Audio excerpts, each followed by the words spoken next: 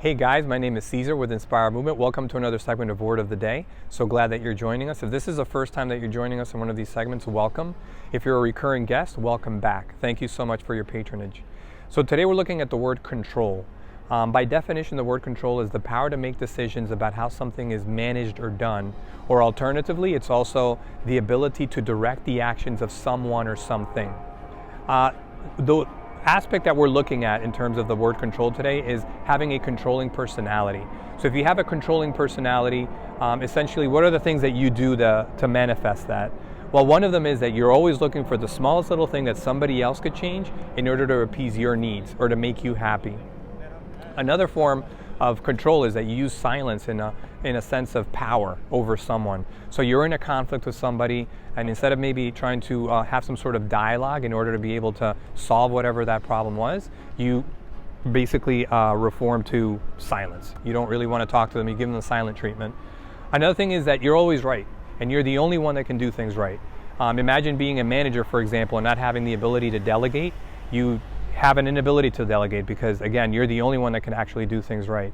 You use constructive criticism in order to be able to mask, basically, maybe something that you want done by the other person. And you say, hey, I'm just going to give you some constructive criticism, but really in your insides, you're kind of saying like, hey, I wish you kind of changed this so that I could be happier with you. So that's another kind of way in which that sort of plays out. Another kind of aspect of this is that you alter your behavior depending on what you want the outcome to be with other people. So essentially you manipulate situations in order to get your way. So those are some, basic characteristics of somebody that has a controlling type of personality. How can we deal with this? Okay, so that's, I guess, the bigger question.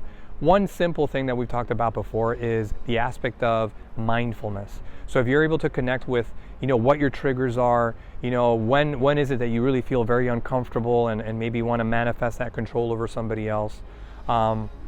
And with that, essentially, if you're able to succumb to or be more susceptible to situations that make you uncomfortable, that's actually a good thing for you. So if you're that manager that doesn't want to delegate and you sort of force yourself to delegate, because remember, you're the only one that can do things right, that's actually good for you. That's a form of practice of letting go.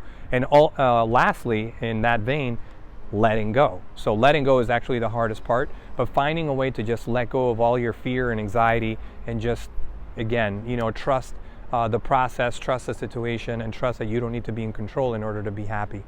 One thing that I will say about control in general is that typically, and I can relate to this, again, I've mentioned this many times before in previous segments, I consider myself to have more of an obsessive-compulsive personality, and with that comes being controlling in terms of your relationships or what have you. But why does that happen? Why does that manifest itself?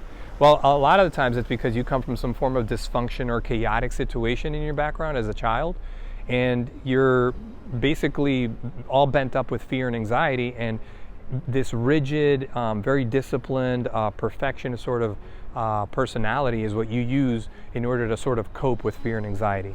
So those are some of the underlying reasons why we are that way.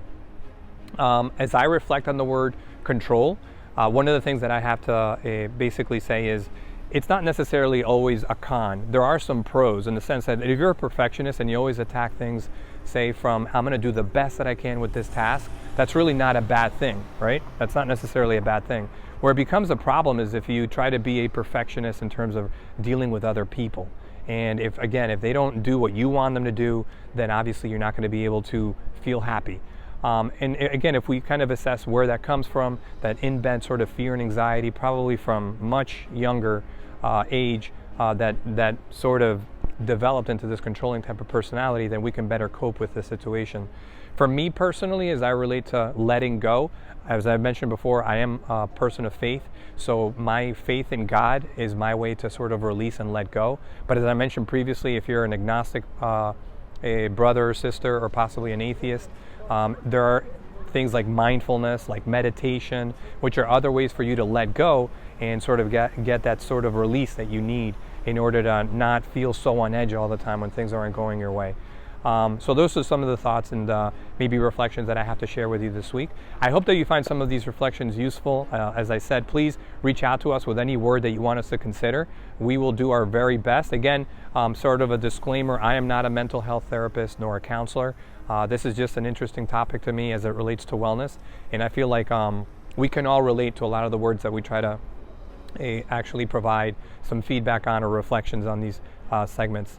So with that, if you have any feedback or constructive criticism, I certainly welcome it, and we just hope to hear from you. So with that, I wish you guys all a very blessed week and see you guys next week. Bye-bye.